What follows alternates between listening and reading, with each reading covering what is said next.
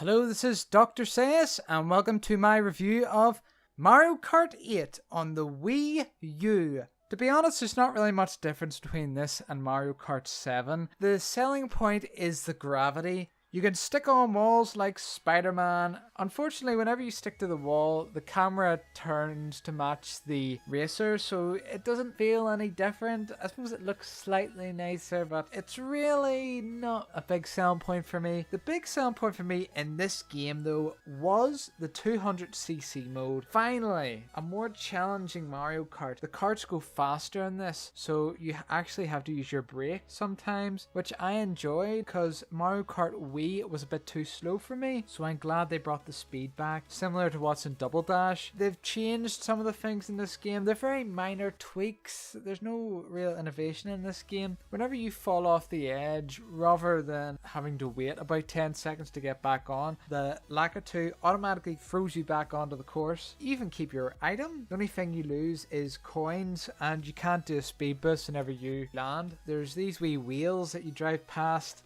and your car bangs into them, or they bang into another racer, they get a temporary boost of speed. There is 32 tracks in this game, as usual, 16 new, 16 retro. I'm sick of saying that, but that's the way it goes. I really like the way the game pops in HD. The graphics not only look nice, but they're also fully interactive. So in the first Mario Kart track, whenever you bang into the tires actually fall over, so that was pretty cool, I thought. There's a few new items brought into this game. The boomerang flower, which I'm not really the biggest fan of. It's okay, but most of the time when you throw the boomerang, you sort of miss somebody, and then whenever it comes back, it doesn't quite go backwards the right way. You do get free shots with it, but I wasn't really able to hit people with it. The piranha plant is very similar to the bullet bill. I'm not sure why they put piranha plant and bullet bill in this game, because piranha plant pretty much lets you control the cart, but the piranha plant will make you go faster. I would have preferred if they got rid of bullet bill. I don't know why he's still there. And then you have the Crazy 8, which is the same as the Crazy 7, only that you get an extra item.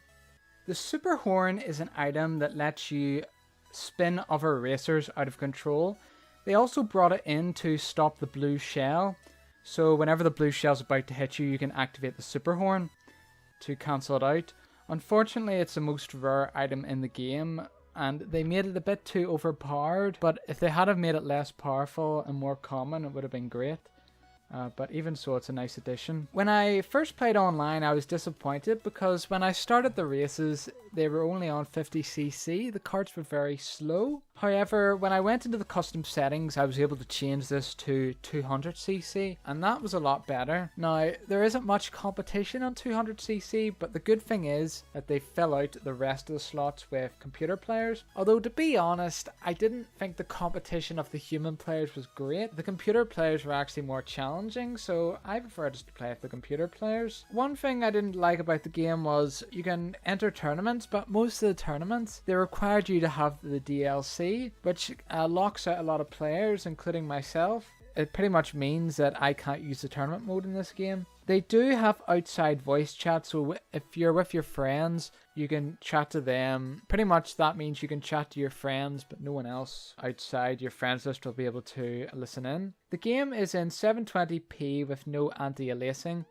which is a good thing, I believe, because it means they're able to keep the game running smoothly at 60 frames per second. Even though there's no anti-aliasing, Nintendo have this algorithm. I'm not going to go into the science of it, but it means they're able to make the picture look sharp. They've brought back 12 players and motorbikes, thank goodness. Although unfortunately they've dumbed down the motorbikes. The motorbikes are the same as the karts with the drifting, and they can't do wheelies. Although they do turn a wee bit better, but they're very similar to the karts. I think Mario Kart 8 feels very arcadey. It's the most arcade Mario Kart on a console, which I suppose is a good thing. Whenever you finish a cup, it'll show, or even a level, it'll show the racers on Mario Kart TV. So they've sort of modernized the Mario Kart franchise that way. Mario Kart TV, you can even edit the videos and upload to YouTube, though it's not really something I could see myself doing. Another thing I think is a bit daft is the online in-game messages. You get a set choice of messages you can message to randomers like, "Nice game," and "Let's start." They're just very generic. There's no personality personality to them. I don't see the point of them. Another thing that's pointless is the gamepad. All there is they put a big horn on the screen. Would it not be better putting the actual map on the screen? Would that not make sense? It just shows that most games are best played with just a general controller. The motion controls in this game, unlike Mario Kart Wii, you do not want to use the motion controls in this game because it is more competitive. The tracks are narrower, especially if you're playing on 200cc and you need to do tighter turns and sharper braking. It is not practical. What I thought was very strange was there's no horizontal widescreen, there's only vertical widescreen. Nintendo needs to make their games more customizable, be able to map the buttons to the controllers, choose whether you want horizontal or vertical widescreen. One mode I know got lots of criticism was the battle mode in this game,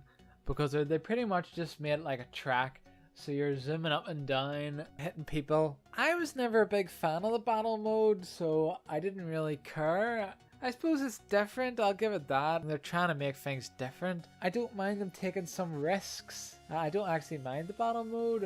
I thought it was okay, but that's just my opinion. Overall, Mario Kart 8 gets a 4 out of 5. Every Mario Kart game I review seems to get a 4 out of 5 for some reason. Yes, it improves on the Mario Kart formula, but there's not enough innovation.